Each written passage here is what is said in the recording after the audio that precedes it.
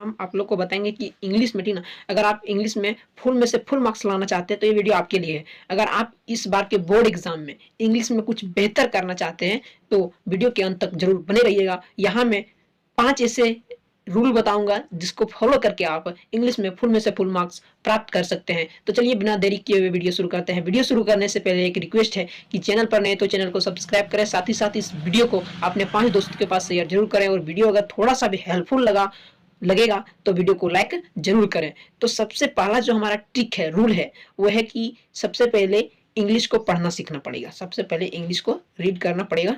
उसके बाद जो मॉडल सेट के अनुसार, मॉडल सेट में क्या दिया गया है, सबसे पहले अनसीन पैसेज दिया गया है। तो डेली आपको 2 या फिर 3 अनसीन पैसेज प्रैक्टिस करना है और डेली जो है 1 पेज राइटिंग लिखना है, स्पीड में राइटिंग बनाते हुए, ताकि आपका प्रैक्टिस हो कि आप किस प्रकार से जल्दी से लिख सकते हैं। और दूसरी बात, आपको ग्रामर में खूब से खूब मेहनत करना है, क्योंकि ग्रामर में भी 15 से 18 नंबर का क्वेश्चन आता है सब्जेक्टिव ऑब्जेक्टिव में। और लेटर, पैराग्राफ और इनफॉर्मल लेटर, फॉर्मल लेटर, इस सब में अधिक ध्यान देना है, क्योंकि ये सब 5 नंबर में आता है। इस सबको याद कर लेना है। नहीं होगा तो जो इंपॉर्टेंट दिया है उसको अच्छी तरीके से आप लोग याद कर लीजिए। वही अगर आप सीन पैसेज की बात करें तो सीन पैसेज भी आता है, एक पोयम आता है और एक जो होता है आपका प्रोज से दिया रहता है। तो प्रोज के लिए आप चैप्टर को अच्छी तरीके से पढ़िए। चैप्टर का कोई भी लाइन अगर आपको उठा के दे दिया जाए, क्वेश्चन पेपर में अगर दे दिया जाए कोई भी लाइन, 4 या 5 लाइन, तो आपको ये निश्चित कर लेना है, ये एक्सपीरियंस आपको होना चाहिए कि ये चैप्टर से लिया गया है। अगर लेंचो वाला chapter, a letter to God से अगर कोई भी लाइन उठा के आपको दे दिया जाए तो उसको पहचान लेना है कि ये लेंचो वाला चैप्टर से उठा के दिया गया है। इस प्रकार से जो है इंग्लिश में जो सीन पैसेज आता है, सीन पैसेज मतलब जो आपके टेक्स्ट बुक से दिया जाता है, वो 2 आता है। पहला आता है प्रोज से और दूसरा आता है क्या, कविता, जिसको इंग्लिश में क्या कहते हैं हम लोग, पोएम। पोएम से आता है।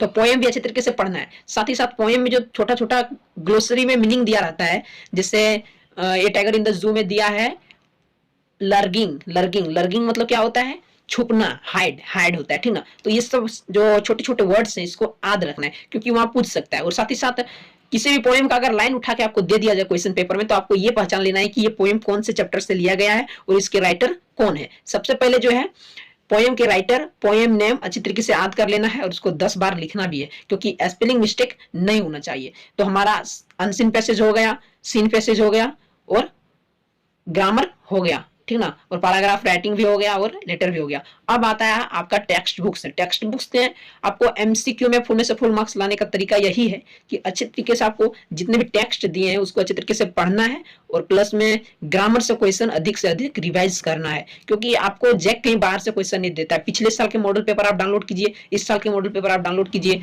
2019-18 का मॉडल पेपर डाउनलोड कीजिए, वो सब का क्वेश्चन पेपर डाउनलोड कीजिए, या फिर क्वेश्चन बैंक ले लीजिए, किताब मिलता है क्वेश्चन बैंक का, बस उसी से आप तैयारी कीजिए। वही क्वेश्चन जैक जो है ना, वही क्वेश्चन बार बार रिपीट करता है, जबकि सीबीएसई ऐसा नहीं करता। सीबीएसई बाहर से क्वेश्चन देता है, लेकिन जैक बाहर से क्वेश्चन नहीं देता है।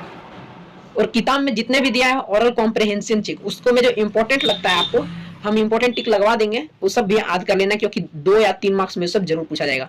तो ऑब्जेक्टिव में से फुल मार्क्स लाने का तरीका नंबर 1, सबसे पहले टेक्स्ट बुक को अच्छी तरीके से पढ़ना है। तरीका नंबर 2, टेक्स्ट बुक को पढ़कर उसके राइटर के, हम बात कर रहे थे कि ऑब्जेक्टिव में फुल में से फुल मार्क्स लाने का तरीका। तो ऑब्जेक्टिव 40 क्वेश्चन रहेगा, 40 क्वेश्चन में जो 10 क्वेश्चन रहेगा, ठीक ना, 10 क्वेश्चन रहेगा अनसीन पैसेज से। तो आपको क्या करना, बर्मा प्रेस का कोई किताब लेना है। बर्मा प्रेस में जो किताब में दिया रहता है पैसेज, उस पैसेज को रोज प्रैक्टिस करना है। सेम वही पैसेज उठा के जैक अपने क्वेश्चन पेपर में डालते हैं, या फिर पिछले साल के मॉडल पेपर वाला जो अनसीन पैसेज दिया है उसको उठाकर जैक जो है क्वेश्चन पेपर में डालते हैं। इसलिए वो सबको जरूर प्रैक्टिस कीजिएगा, उस सबको छोड़िएगा नहीं तो पछताना पड़ेगा, ठीक ना। तो ऑब्जेक्टिव में क्या करना है, सबसे पहले जो पैराग्राफ दिया रहता है पैसेज जिसको बोलते हैं, उसको प्रैक्टिस करना है। उसके बाद टेक्स्ट बुक अच्छी तरीके से पढ़ना है। एमसीक्यू की किताब भी मिलता है, वो भी आपको ले लेना है, या फिर हम इंपॉर्टेंट वीडियो जरूर ही डालेंगे अपने चैनल में। और जो आपका टेंस है, फिर नॉन फिनाइट है, ये सब हम अपलोड कर दिए हैं, जाके देख लीजिएगा, समझ लीजिएगा। और इंपॉर्टेंट क्वेश्चन भी अपलोड कर देंगे, उससे भी आपका फुल में से फुल मार्क्स आ जाने की संभावना रहेगी, ठीक ना।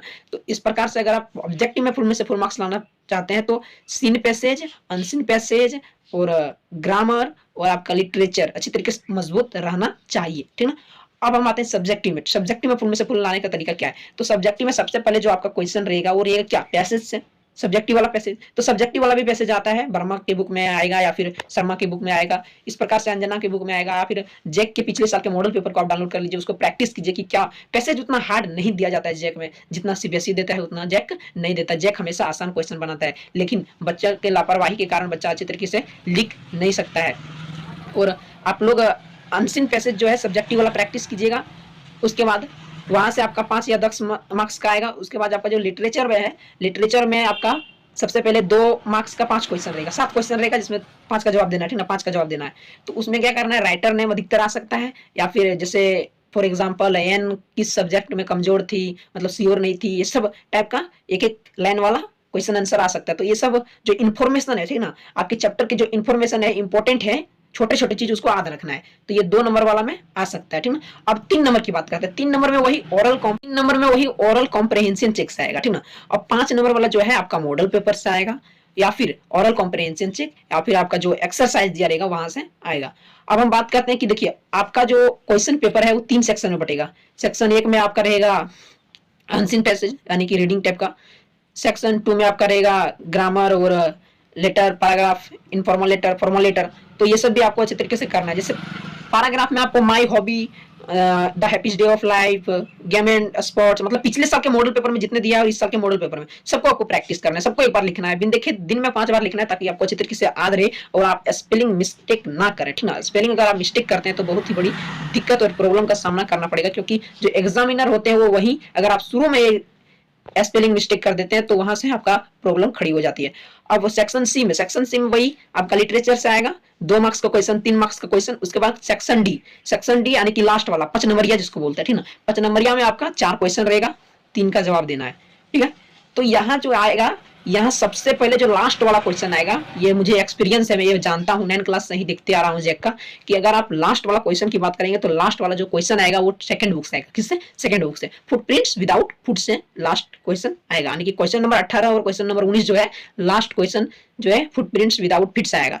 या फिर ये ट्रायम्फ ऑफ सर्जरी या थीप्स स्टोरी, या फिर जो ग्रिफिन है फुटप्रिंट्स विदाउट फीट, या ये विक्टर कैनिंग वाला एक क्या बोलता है, नहीं क्या है चैप्टर का नाम भूल गए हम, हमको उतना अच्छी तरीके से याद नहीं है, वहां से आपका दे सकता है 5 मार्क्स का, ठीक ना। और फास्ट फ्लाइट से भी 5 मार्क्स का दे सकता है, जैसे गोन लाइफ वाला, ये सब क्या है इंपॉर्टेंट है।